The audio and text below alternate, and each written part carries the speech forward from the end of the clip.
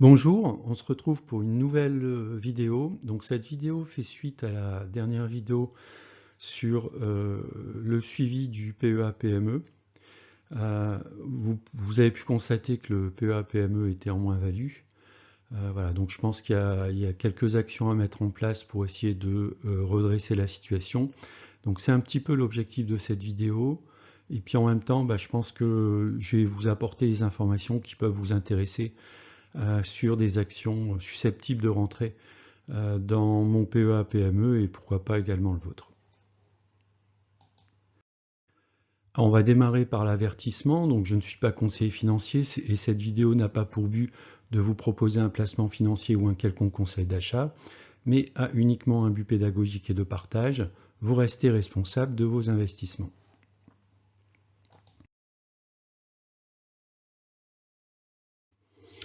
Alors effectivement, donc le contexte, on va le resituer, hein, je vous ai mis une copie d'écran là de mon PEA-PME que j'ai ouvert en fin d'année dernière, 2022. Donc j'ai à peu près 5 mois d'historique. Il est à moins 238 euros. Alors en soi, la somme n'est pas très importante, mais si on ramène à l'évaluation totale du portefeuille, ça fait du moins 8% en 5 mois. Voilà, donc je ne suis pas très satisfait de la performance. Et donc j'ai décidé de regarder un peu plus en détail quelles actions correctives je pourrais mettre en place sur le PEA-PME et est-ce que je ne pourrais pas mettre une stratégie notamment sur des critères un petit peu identiques aux critères que je mets sur le PEA avec peut-être des petites modifications parce que sur un PEA on a énormément de sociétés qui ont un track record, ce qui n'est pas toujours le cas en fait sur le PEA-PME. Mais voilà, j'ai décidé en fait d'essayer de revoir un petit peu mes critères d'investissement et je vais les partager au travers de cette vidéo.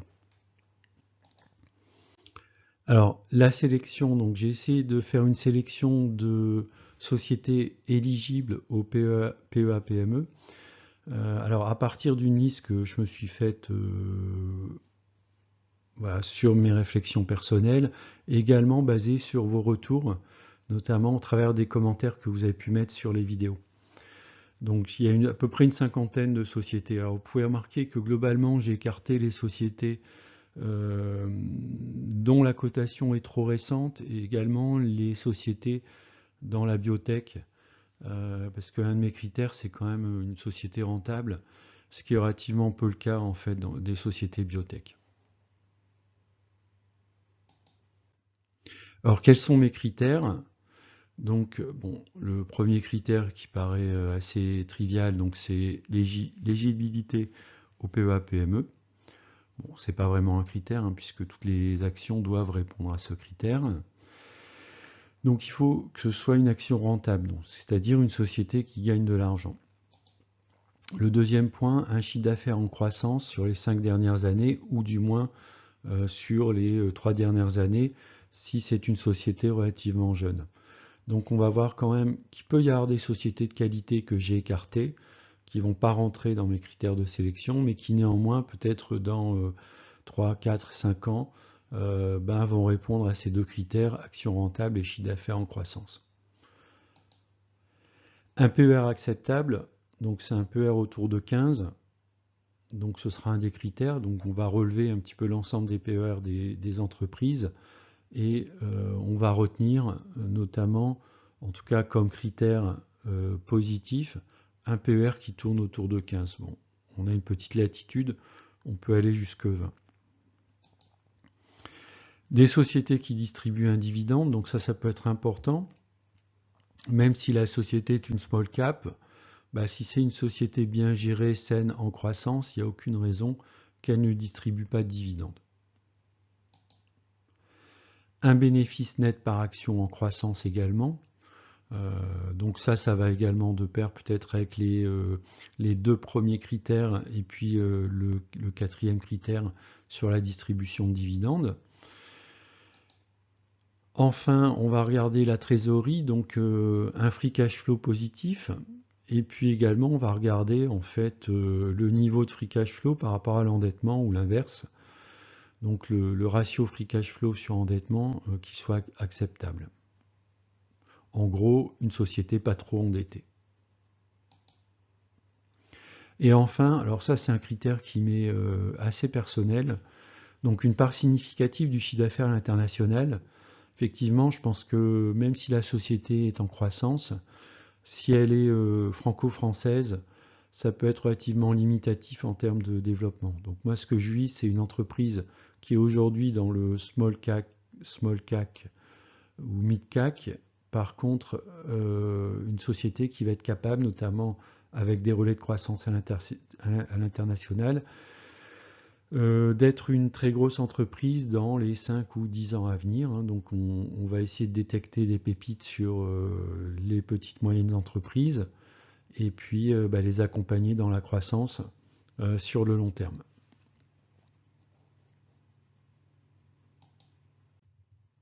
Voilà, donc alors comment je vais faire par rapport à ces critères? Alors je me base principalement sur deux sources. La première source c'est deux gyros, en fait, deux gyros sur chacune des actions. Vous avez ici un tableau récapitulatif qui vous donne énormément d'informations lorsqu'on va sur l'onglet ratio. On va récupérer des informations liées au cours de bourse, les volumes, etc., les plus hauts, les plus bas, la volatilité. On va récupérer des données relatives au compte de résultat, à l'efficacité de gestion, la santé financière, les marges, et puis également une projection en fait sur les taux de croissance annuels composés, alors que ce soit sur la partie revenus, la partie bénéfice par action, donc le PS, earning per share, les dividendes, également les taux de croissance, par exemple, est-ce que l'endettement a tendance à augmenter ou baisser dans le cours du temps. Donc, à mon premier critère, les actions rentables, je vais regarder principalement le net income disponible. On va regarder également la marge nette en termes de profitabilité. Donc, ce sera mes deux principaux critères.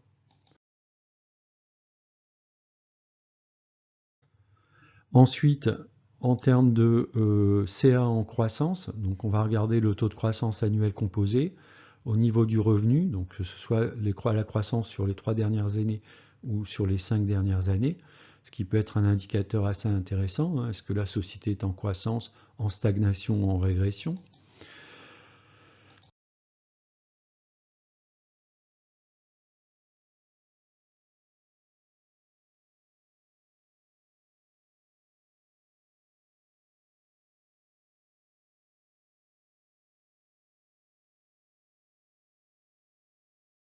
Ensuite, on va regarder le PER. Alors, soit il va être donné en fait par deux gyros, soit on va aller le chercher en fait sur Bourse Direct, oui, où on va avoir les éléments concernant le PER.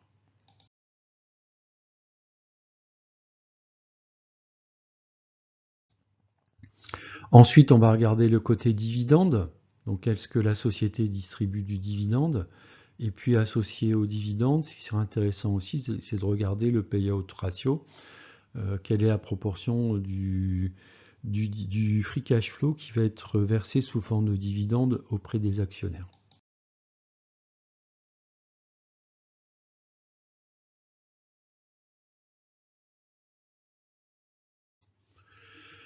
Enfin, on va regarder donc le bénéfice net par action en croissance, donc sur les 5 dernières années. Donc là, on a la possibilité de voir sur les 3 dernières années ou les 5 dernières années.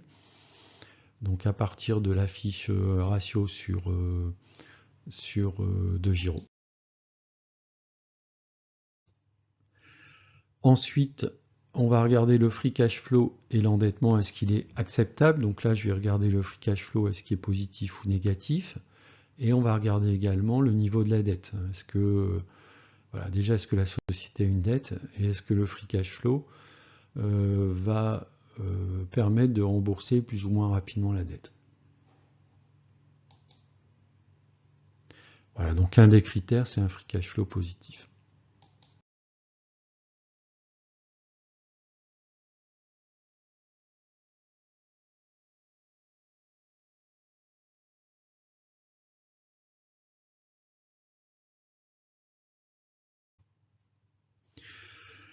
Ensuite, le dernier point, c'est les ventes, la part du chiffre d'affaires à l'international.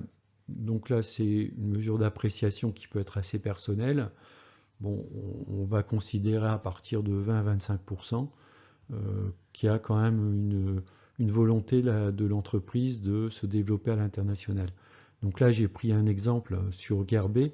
Alors, c'est une info que j'ai pas forcément trouvée ni dans DeGiro ni dans Bourse Direct. Dans ce cas, on va aller directement voir les communiqués ou les rapports annuels des entreprises. Et généralement, il y a une répartition géographique du chiffre d'affaires qui va être donnée.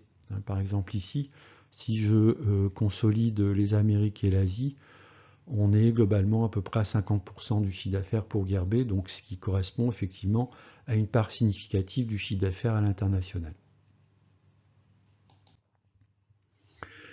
Voilà, donc à partir de là, donc j'ai pris la liste de ma cinquantaine d'entreprises, et puis je vais regarder chacun des critères et je vais mettre oui ou non en fait si le critère est rempli. Donc vous avez un tableau avec une colonne oui/non et puis une colonne numérique où on va rentrer la valeur du PER. Alors vous pouvez faire une copie d'écran ou un arrêt sur image si vous souhaitez regarder en détail une ligne particulière. Bon, toujours est-il que à partir du PER d'une valeur inférieure ou égale à 15, autour de 15, on va dire avec un degré d'acceptabilité jusqu'à 20, je vais dire que oui, en fait, l'entreprise répond aux critères. Donc qu'est-ce que ça va donner en fait si on rajoute une colonne de scoring? Alors j'ai mis à égalité chacun des critères. On aurait pu effectivement mettre une pondération, par exemple de dire bah, pour moi c'est un peu plus important la rentabilité par rapport au versement de dividendes. On aurait pu mettre des coefficients. Bon, moi j'ai voulu faire simple. Voilà, donc j'ai une nouvelle colonne à droite qui va me donner le scoring. Je vais mettre un système de couleurs. En fait, je vais dire tout simplement les sociétés qui ont atteint le score maximal, bah, c'est 7 points. Ensuite, on arrive à 6 points, ensuite 5 points, ensuite 4, 3, 2 et 1. Vous pouvez voir par exemple qu'il y a quand même pas mal d'entreprises qui ont répondu à mes critères, donc au niveau de valorisation 7 ou 6. Et puis, il y a relativement peu d'entreprises finalement qui n'ont pas répondu de manière satisfaisante aux critères. Ce que vous allez voir en rouge, en jaune clair et en orange. Alors à noter cependant, ce qui m'a relativement surpris, c'est que j'ai trouvé que les PER étaient relativement bas. Donc ça veut dire que je pense que le marché a une tendance, à part pour quelques actions, mais une tendance quand même à sous-valoriser les small et mid cap, ce qui peut offrir des opportunités d'investissement. Alors à noter aussi que on le verra donc dans ma non-sélection, donc il y a des entreprises que je n'ai pas retenues, mais que je pense qu'ils peuvent représenter un beau potentiel. Je vais prendre comme exemple la société Calray, hein, qui a un score de 2, mais qui néanmoins est sur un marché qui paraît avoir un beau potentiel, même s'il y a de la concurrence d'envergure, notamment avec Nvidia sur ce qu'on appelle les DPU, en fait, les Data Processing Unit. Voilà, donc voilà un petit peu mon classement. Alors pour y voir un peu plus clair, en fait, donc je vais retenir uniquement donc un top score, c'est-à-dire les entreprises qui ont retenu un score de 6 et de 7. Donc on a à peu près la moitié du classement, un petit peu moins.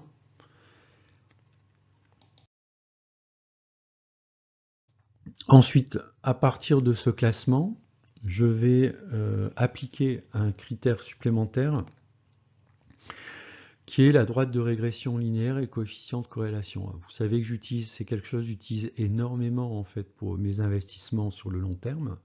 C'est de regarder le comportement d'une action sur le long terme, donc par rapport au passé, essayer de regarder par rapport au coefficient de corrélation, est-ce que c'est une action qui a tendance à suivre sa droite de régression ou au contraire à s'écarter de cette droite de régression.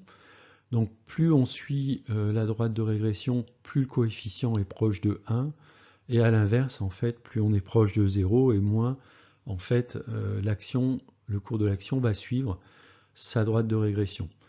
Voilà, donc, alors ça ne veut pas dire que c'est une mauvaise action, hein, mais ça veut dire simplement que pour un investisseur qui recherche un niveau de sécurité, on aura plutôt tendance à rechercher à la fois une entreprise qui a une belle croissance avec une belle droite de régression, donc qui est ascendante.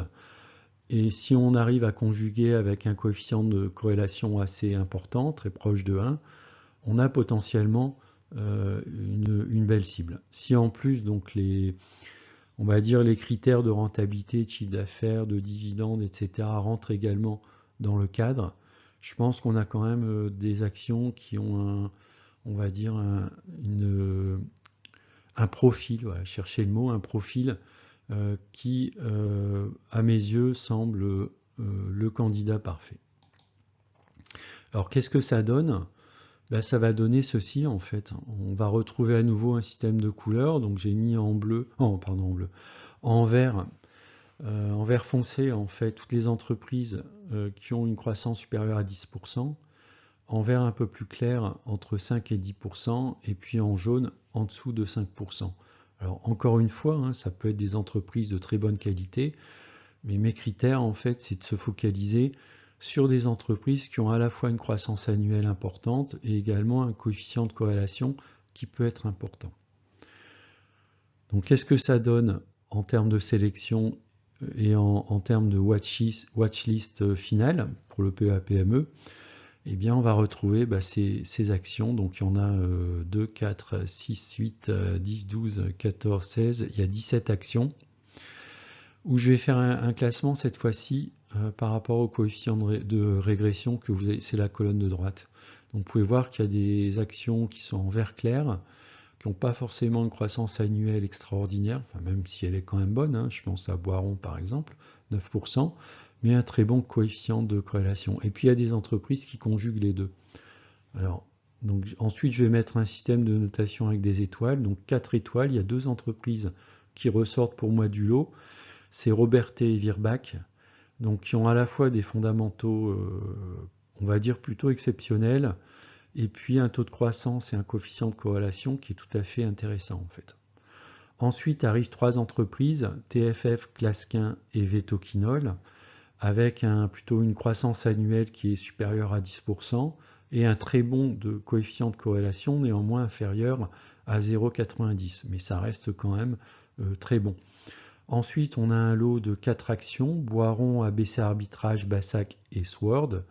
On a des actions avec un très bon coefficient de corrélation, au-dessus de 0,70, et avec des croissances annuelles qui sont tout à fait acceptables, hein, puisque ça peut être pour Bassac 25,92, ce qui est énorme, autour des 11-12% pour ABC Arbitrage et Sword, et puis un petit peu moins pour Boiron. Ensuite, j'ai mis une étoile en fait pour Fontaine-Pajot et Trigano, alors parce que ce sont des entreprises qui ont une très belle croissance annuelle et des coefficients de corrélation relativement acceptables. Alors pour les entreprises, pour moi, ça reste des entreprises à conserver dans la watchlist. Alors le fait d'avoir un coefficient de corrélation relativement faible, ça veut dire que ce sont des entreprises qui peuvent connaître des taux de variation dans les cours relativement élevés. En termes de stratégie, ce sont des actions intéressantes, mais il faut les saisir plutôt dans des bas de cycle. Donc je vais également les surveiller, ces entreprises, à savoir Excel, Reworld Media que je possède déjà, LDLC, GL Event, BioUV que je possède déjà et Moulinvest que je possède également. Donc ce sont des entreprises que je vais suivre et je vais rentrer sur ces entreprises ou me renforcer lorsqu'on aura des cours historiquement bas ou du moins en dessous de la droite de régression et en bas de cycle. Alors peut-être que ça va correspondre à un support historique, donc si on a une conjonction graphique, eh bien ce sera un bon signal pour me dire que ce sera le moment d'investir sur ces entreprises.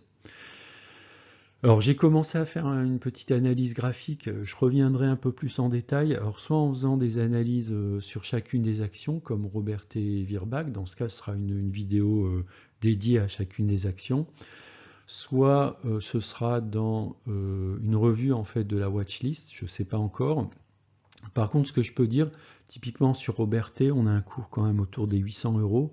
Moi, pour l'instant, j'ai un PEA-PME à 3800 euros.